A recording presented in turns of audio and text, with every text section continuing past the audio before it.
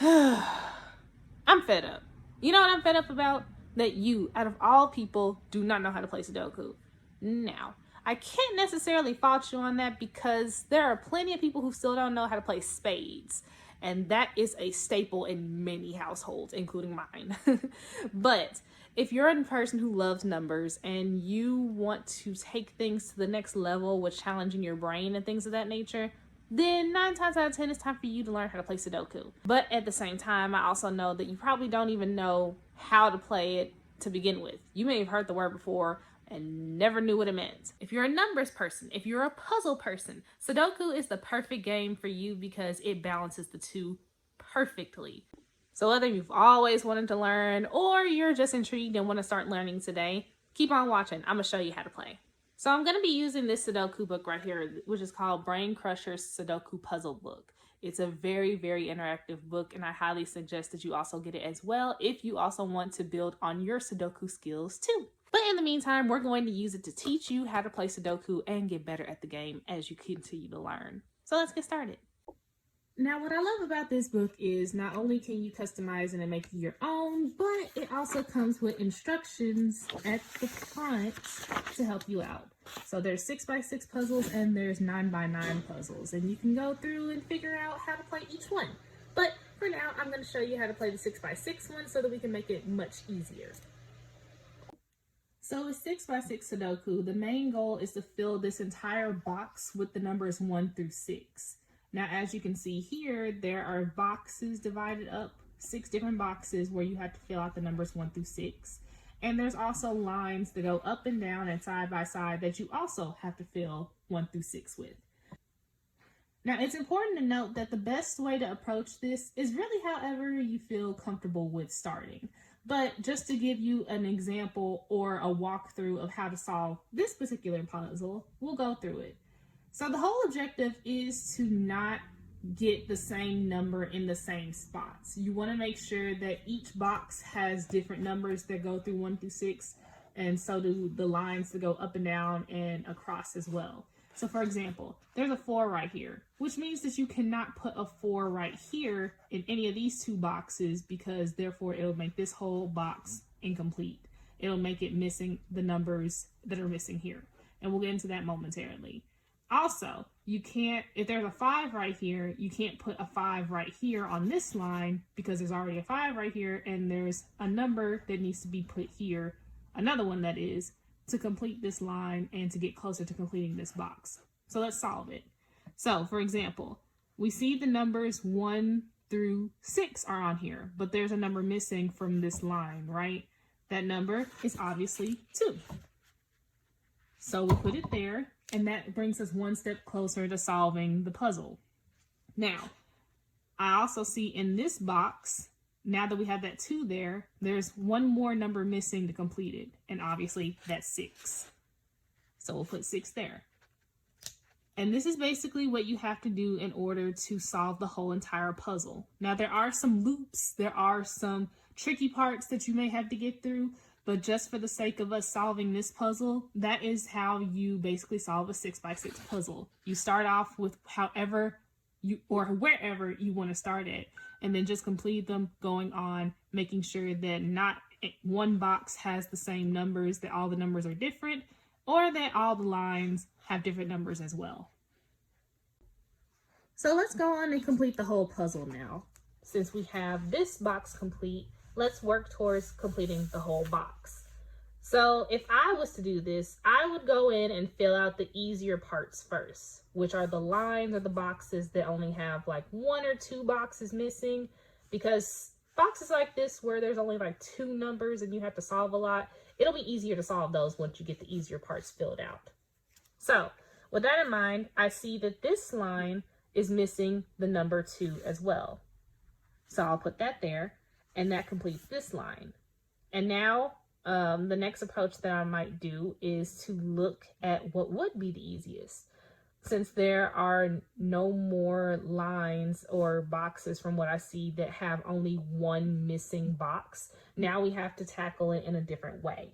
So with that in mind, what I'm going to do is I'm going to look at each individual box to see if I can figure out an easier way to identify what numbers are missing, essentially.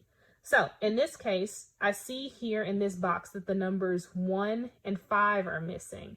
Now, since there are 2 spots for both of them, we have to take a look at the lines and the areas surrounding them as well. I can tell you right now that the number 5 will go here.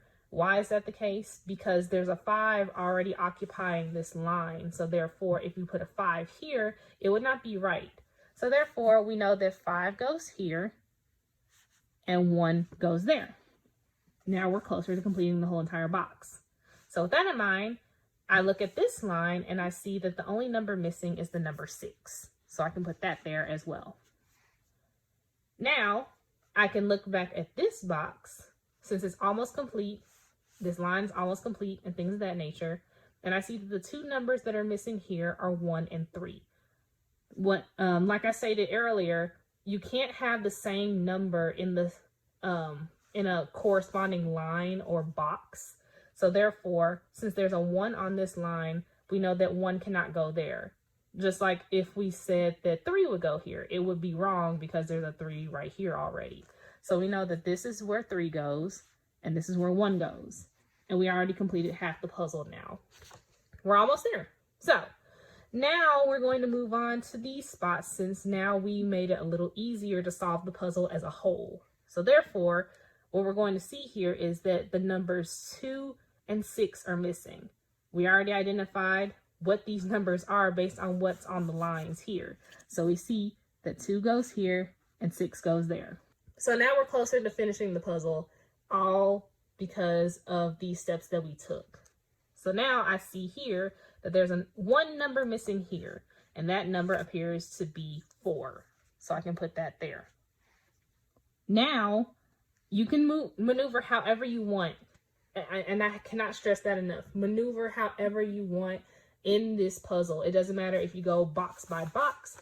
It doesn't matter if you go up and down, side by side. However you can determine which numbers are missing and where they're placed is how you would approach it and tackle it, right? So what I'm going to do is I'm going to tackle the rest of them by boxes. And I'm going to take a look at this box, which has 4 numbers missing. Now, the reason why I want to do this is because sometimes it can be a little tricky to figure out which numbers belong where, because in some instances, it won't be as easy as what we just went through. But let's see if this is the case. So we see that the only 2 numbers that we have here are 6 and 3, right? So we know that the numbers 1, 2, 4, and 5 are missing. Well, let's say we want to tackle where 1 goes. So we see that there's a 1 on this line, right? But there's no other 1 around here. So therefore 1 can possibly go here or it could possibly go here. It just depends. Now, take a mental note of that as well, because this is sometimes what happens when you play Sudoku. Sometimes you have to use a little more brain power to determine what number goes where. So we're going to put the number 1 on standby and we'll move to number 2.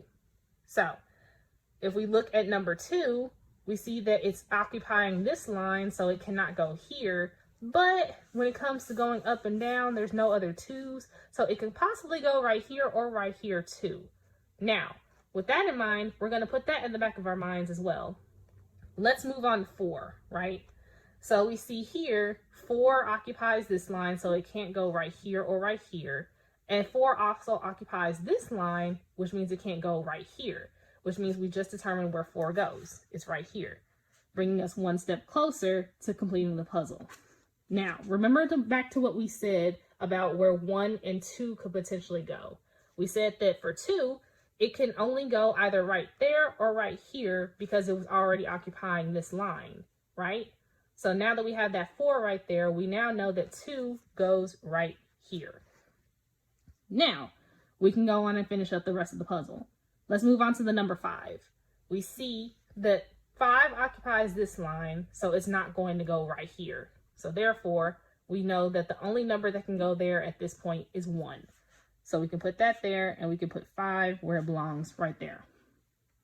And now at that point, we only have 2 spots left, the numbers 1 and the numbers 2. So we already determined that 2 cannot go right here because it's already occupied this line. So we can put that there and 1 goes here.